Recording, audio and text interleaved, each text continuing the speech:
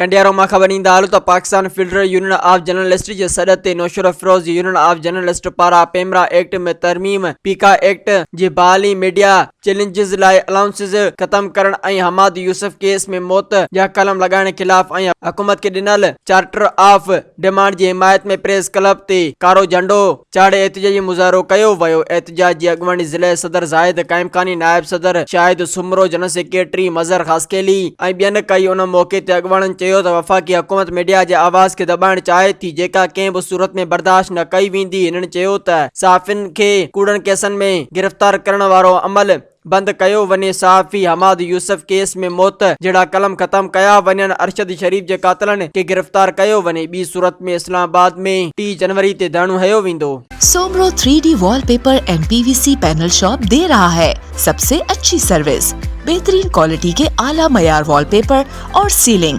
खूबसूरत डिजाइन और कलर्स में दस्तयाब है। हर किस्म के PVC वॉलपेपर्स और सीलिंग लगवाने के लिए हमसे राब्ता करें।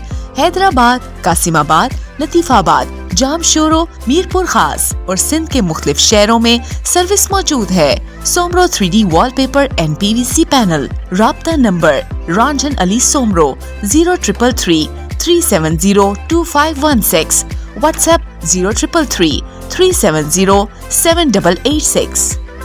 मज़ीद ख़बरनि ऐं तफ़सीलात लाइ विज़िट कयो असांजी वेबसाइट www.awamiNewsHD.com ऐं ॾिसंदा रहो अवामी न्यूज़ HD।